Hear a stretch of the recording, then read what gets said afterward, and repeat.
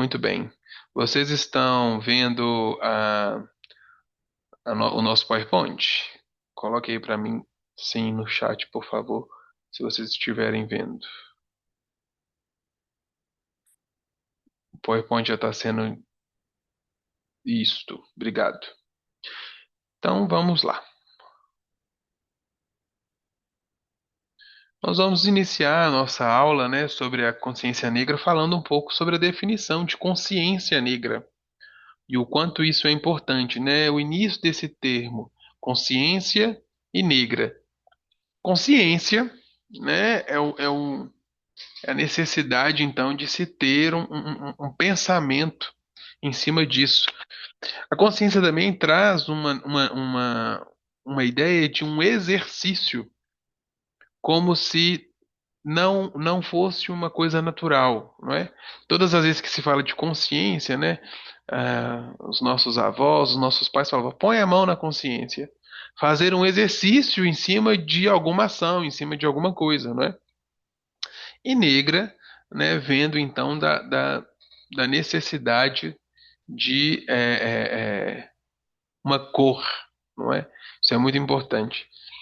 Negro é uma palavra que a gente pode debater muito até, porque qual é a palavra necessariamente correta em se usar, não é? Preto, negro. é, O negro, infelizmente, ele está associado, né, a um tom pejorativo ou a um tom ruim. Nós temos a palavra denegrir, nós temos, né, toda essa questão que vem em cima desse vocabulário, mas hoje nós ainda utilizamos e utilizamos até com uma repaginação, né, um novo significado para a palavra negro, preto, né? Então, consciência negra, ela vem disso. É importante também nós entendermos que a consciência negra ela é mais que uma celebração, não é? Da abolição da escravatura, por exemplo. Mas ela é uma celebração, ela é uma celebração de resistência, de identidade e de luta. É tão importante isso que recentemente nós oficializamos esse feriado nacional. Não era, né, um feriado nacional, pelo incrível que pareça. Já era feriado em alguns lugares, mas não era um feriado nacional, o dia 20 de novembro. E por que o dia 20 de novembro? Não sei se todos vocês sabem, a abolição da escravatura feita pela então princesa Isabel em 1988 aconteceu na data do dia 13 de maio, não é? E não no dia 20 de novembro. Então, mais uma vez, a data reafirma essa consciência de que não é por conta, pura e simplesmente, por conta da Lei Áurea, e sim por conta, não é, de Zumbi de Palmares, dos Palmares, que foi um grande líder, não é, da resistência à escravidão no Brasil. Então, se nós temos a imagem, não é, da Princesa Isabel como uma pessoa que assina, né, essa lei e já existiam muitas outras leis no Brasil, né? Se a gente for lembrar aí na história, existe um processo para a libertação dos negros no todo, a lei do ventre livre, a lei do sexagenário e depois a lei áurea. O que é a lei do ventre livre, né? Crianças que nasçam, né, de escravos não eram mais escravizadas. Depois, a lei do sexagenário, homens e mulheres escravos com mais de 60 anos não eram mais escravos, escravizados, né? E depois a Lei Áurea. E é importante falar sobre isso, gente, porque o Brasil tem 525 anos. Os portugueses chegaram, então começamos a datar, né, a nossa história, sabendo que já existiam os povos originários, mas datamos a nossa história a partir de 1500. Destes 525 anos, não é? Mais de 300 anos são de escravidão. O Brasil foi o último país do mundo, da América, desculpa, a abolir a escravidão. Esse é um ponto que nós precisamos lembrar, não é? E fazendo essa conta, né, 1888, Vou até fazer aqui para não falar bobagem. 1888 menos 1500 foram 388 anos de escravidão.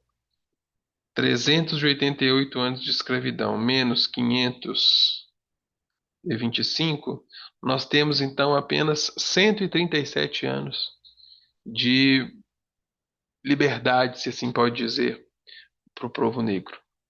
É muito discrepante ainda, né? E eu já quero trazer isso porque nós precisamos ter uma consciência por que ainda falar sobre isso, né? Por que ainda conversar sobre todas essas coisas. E também agora trazer um pouco sobre quem foi Zumbi dos Palmares. Lembrando um pouco também da história, nesse período em que houve a escravidão, sempre houve também a resistência do povo negro, não é? Sempre houve a resistência. E uma das formas de resistência era a criação dos quilombos. Existiam os quilombos e existiam os mucambos. Os quilombos era o lugar onde eh, os negros fugiam, né, para as florestas, para as matas e criavam ali um lugar de resistência. Então, todos os negros que conseguiam fugir das fazendas criavam ali na floresta um lugar de resistência e nós chamávamos de quilombo. E Zumbi dos Palmares, então, é o líder do Quilombo dos Palmares, um líder que o Quilombo dos Palmares foi um dos quilombos mais conhecidos e com maior dificuldade, né, de dissolvimento ali pela coroa e pela política atual. E Zumbi dos Palmares foi o homem que mais representou essa resistência. E aí, gente, o nosso desafio então agora é falar sobre a consciência negra nesse tripé, que é história, fé e política. Nós já introduzimos um pouco sobre a história, nós precisamos falar então um pouco sobre fé e política, não é? Eles são inseparáveis na construção de uma identidade e na luta de um povo. Então, falando um pouco sobre ainda a história, né, o legado de resistência, nós temos então um sistema escravista, não é? Que traz uma violência e uma desumanização, né, do homem negro. É importante nós percebermos isso, que institucionalmente, não é, tanto pelo Estado quanto pela Igreja, os homens negros, os seres humanos negros não eram tidos como seres humanos. A igreja entendia, introduzia que o ser humano negro ele não tinha alma, então ele não conseguia ser muitas vezes ali até catequizado, então ele poderia ser escravizado, não é? E, como eu já disse, existe uma capacidade de resistência organizacional desde sempre também. O negro, ele vem, né, escravo do seu país, mas ele faz a sua organização, ele tem a sua resistência, ele tem a sua história, e ele precisa trabalhar em cima disso. Como eu disse, o Quilombo dos Palmares é um dos maiores. A gente pode perceber aqui um desenho, né? é, é, é, da época em relação ao quilombo, sempre voltado para o território mais extenso, mais escasso, mais afastado da sociedade. E isso é um ponto também que a gente precisa conversar hoje, não é? O espaço geográfico pelo negro, porque é, quando se acaba ali a escravidão, os negros não têm nenhuma política de socialização, nenhuma política de trabalho, nenhuma política de integração na sociedade. Muito antes, pelo contrário. O que acontece em 1888 é uma necessidade estatal. O Estado, então, cria uma organização a fim de que o povo brasileiro tivesse um embranquecimento. Nós vamos trazer então imigrantes italianos, imigrantes, não é, dos países europeus para trabalhar então nas fazendas que outrora os negros trabalhavam, e nós vamos pura e simplesmente esquecer desses negros.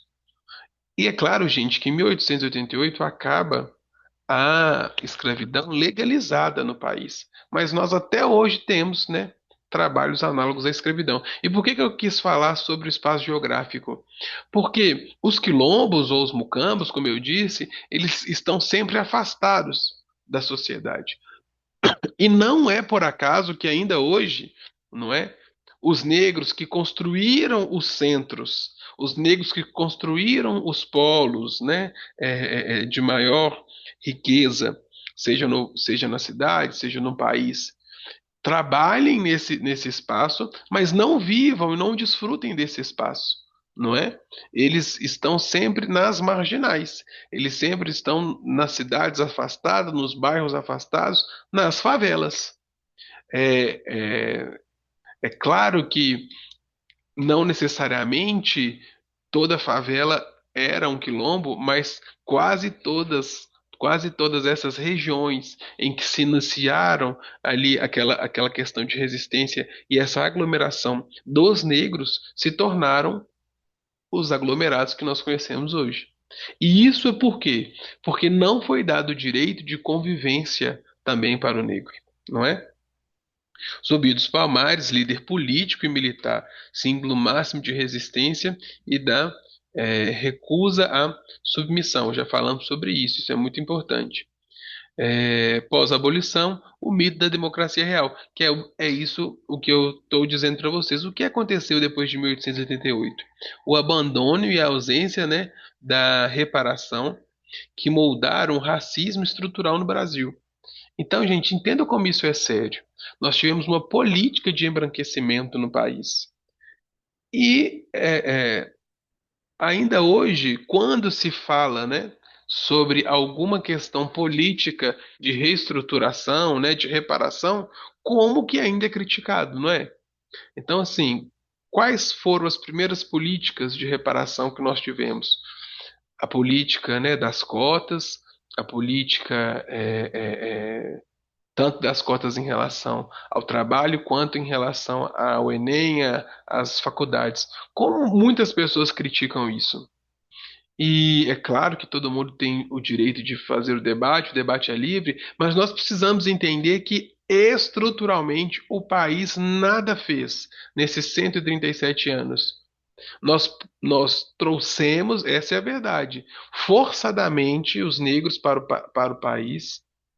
Eles viveram num sistema escravocrata, acaba-se a escravidão e nada é feito. Essas pessoas não têm emprego, essas pessoas não têm a liberdade de uma cultura, eles não têm uma possibilidade de crescimento, eles não têm casa, eles não têm renda e nada é feito pelo Estado. Isso é muito sério e é o que aconteceu no Brasil. E quando o Estado pensa em fazer algo em relação, é exatamente o contrário, criar uma estrutura de embranquecimento da classe. E aí, quando se fala, né, de um racismo estrutural, histórico, é disso que nós estamos falando. A estrutura do país, ela é racista. A cultura do país, ela é racista. A educação do país, ela é racista. E isso traz também um ponto polêmico, que é, hoje, o primeiro passo é nós nos reconhecermos racistas. Independente da sua cor, independente da sua, do seu, onde você está na sociedade, é entender que se a sociedade, se a história, se a cultura, ela é racista, nós somos racistas. E isso não é um ponto de partida, a fim de que nós entendamos que nós precisamos lutar e militar contra o racismo. Nós precisamos entender que as nossas ações, elas não são pura e simplesmente, como eu posso dizer, não são, nada é por acaso. Eu acho que essa é a melhor expressão. Tudo foi ou negligenciado ou estudado, trabalhado para que o negro não tivesse esse lugar, não é? Falando um pouco sobre a fé e a espiritualidade, não é? Nós precisamos falar sobre as religiões de matriz africana. E antes mesmo de entrar nos tópicos, eu gostaria de trazer um pouco a história, porque, mais uma vez, nós trouxemos povos, né? E eu gosto sempre de dizer isso, né, no plural, por quê? Porque nós também temos erroneamente o pensamento de que África é um povo só. E não é, não é. Nós estamos num continente. Esse continente, ele tem e tinha, de maneira especial naquela época, diversas tribos com diversas culturas, denominações, religiões, não é? Mas quando eles chegam no Brasil, eles são proibidos de exercer a sua fé. Eles são proibidos de cultuar ali os seus deuses. E aí nós vamos ter também uma forma de resistência. E qual é essa forma de resistência? Primeiro, essa palavra que nós tanto ouvimos falar e não entendemos, que é axé, força e energia vital, né? Como um elemento que não é apenas religioso, mas é também cultural e de resistência. É o que permite a manutenção da identidade de um contexto opressor. E uma outra forma de resistência é o secretismo religioso, né?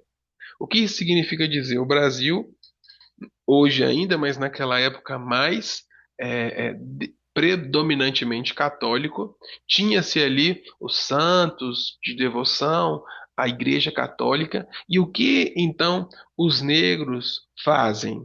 Eles começam a ressignificar as imagens. Então, Santa Bárbara, São Cosme e Damião, é, o próprio São Jorge, e ali eles começam a cultuar os orixás, não é, com as imagens dos santos católicos, a fim de que eles consigam, de maneira ali clandestina, não é, viver a sua fé. E não tem como nós não pararmos aqui, porque todos nós estudamos sobre as mitologias gregas. E nós não demonizamos a mitologia grega. Nós não cultuamos, mas nós não demonizamos. Todos nós estudamos a cultura romana. Às vezes a cultura romana nós demonizamos porque, né, Jesus ali em relação a toda a questão histórica. Nós estudamos as questões indígenas. Os indígenas também são politeístas nesse sentido, Deus Sol, Deus Lua, a Terra, mas nós não demonizamos a cultura indígena. Por que nós demonizamos as religiões de matriz africana? Entende o que eu estou dizendo? Eu não estou dizendo que nós precisamos concordar, eu não estou dizendo que nós precisamos cultuar, não é isso que eu estou dizendo. Eu estou dizendo que nós precisamos respeitar. Respeitar, em primeiro lugar, no seguinte sentido de que nós, e aí quando eu falo nós, né, esse movimento cultural traz essas pessoas à força para o país. Impedem eles, né, de fazerem ali o seu culto, de crescer a sua cultura e a sua fé. Olha, eu sou católico. O quanto a Igreja Católica mudou de 1500 para cá? Recentemente nós tivemos, na nossa última orientação de estudos, nós falávamos sobre a Reforma Protestante, 508 anos da Reforma Protestante. Quanto que a Igreja Protestante, né, as denominações protestantes mudaram? Mas por quê? Porque, de maneira especial, até aqui no Brasil, a Igreja Católica teve o seu livre culto, o seu livre acesso. As pessoas puderam cultuar, crescer, desenvolver a sua fé. Os evangélicos, os protestantes puderam cultuar, crescer e desenvolver. Nós estamos dando essa liberdade para os nossos irmãos de outras denominações, de outras religiões?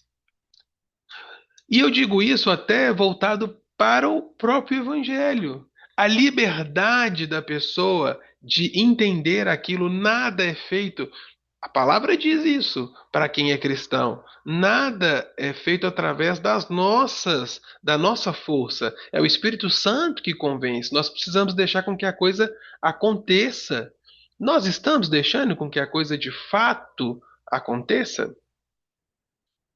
Nós deixamos com que as pessoas vivessem a fé, a sua cultura? Acredito que não, não é? A intolerância religiosa é um ponto que sempre tocou, não é? A perseguição histórica, o atual, né, distanciamento e demonização das religiões de matriz africana. E eu digo isso com muita tranquilidade por ser católico, o quanto que o católico se incomoda, não é, em relação a esse sincretismo religioso. Mas nós precisamos voltar na história para entender tudo isso, não é? E a fé, ela é um órgão, né, um, um fator de resistência, um fator de crescimento cultural e filosófico. Nós precisamos entender isso.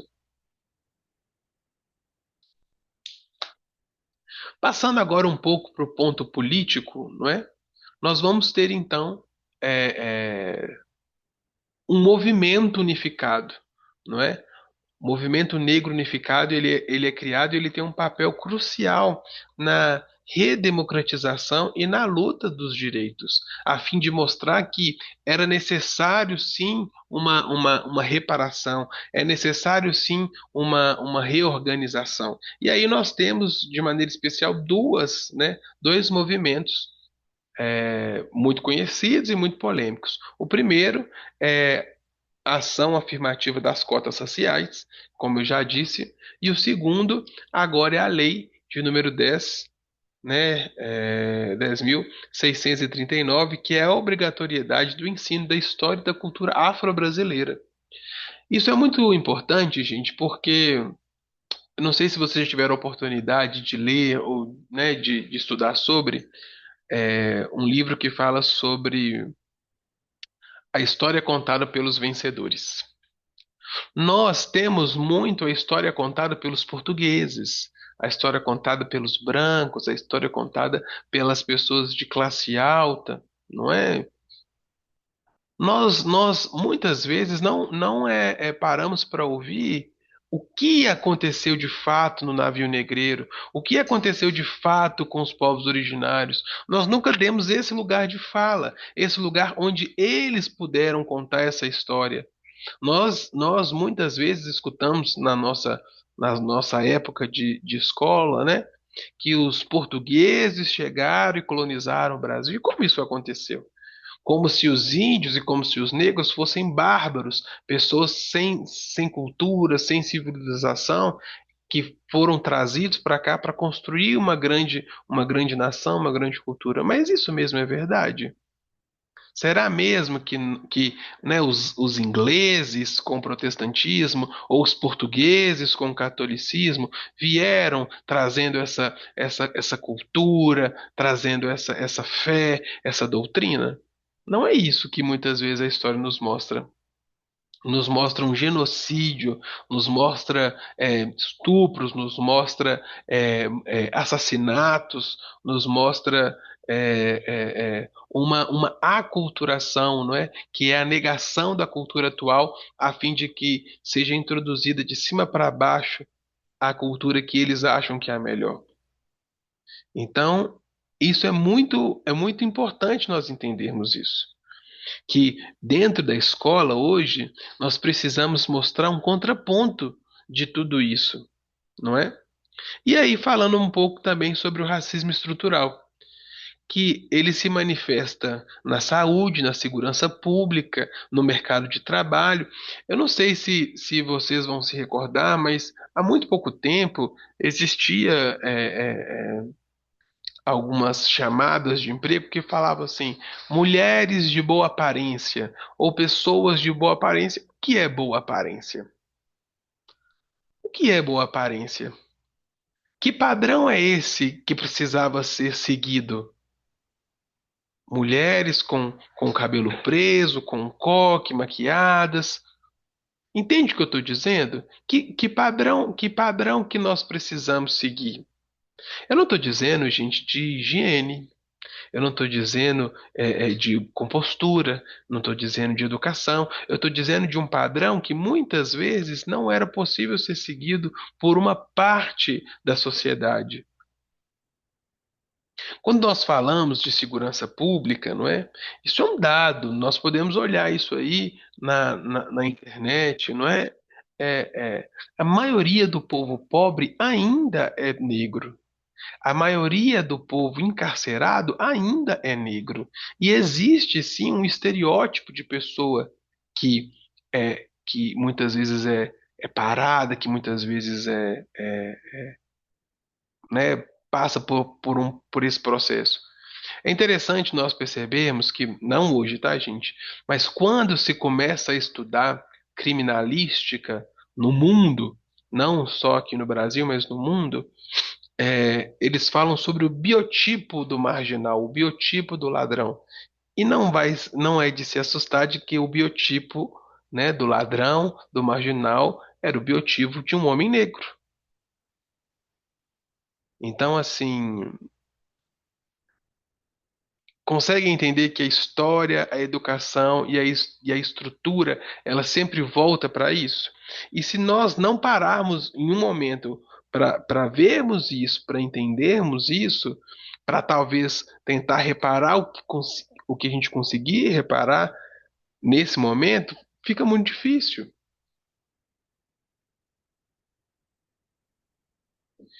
E aí, entrando já nas nossas conclusões, não é? É importante nós entendermos que a, ref- a, a conexão entre esses três pilares, ela é muito importante, não é? História, fé e política. Porque, apesar de parecer que tudo é muito separado, normalmente a gente escuta também muito esse ditado, né? Olha, futebol, religião e política não se discute. A gente precisa discutir sobre isso. A gente precisa a gente precisa estar atento a isso, por quê? Porque se nós deixarmos as coisas pura e simplesmente sem o debate, nós vamos pura e simplesmente reafirmar o que já está posto. E é importante nós também entendermos que nós precisamos recorrer à história, mas não só a um lado da história, para que a gente consiga, de fato, entender o todo que acontece. Nós temos desafios atuais, é claro, né? Nós temos a ascensão da intolerância. Eu acredito que nos últimos anos nós infelizmente vimos isso, não é? Pessoas no Brasil e no mundo que de maneira tranquila fala sobre fala sobre a questão racial de maneira muito preocupante, não é? Também nós precisamos de falar sobre a consciência negra que existe em cada um de nós, que nós precisamos trabalhar em relação a isso, não é? O reconhecimento do racismo, como eu disse, não é? O apoio às pautas, é, a necessidade de se credibilizar a cultura negra.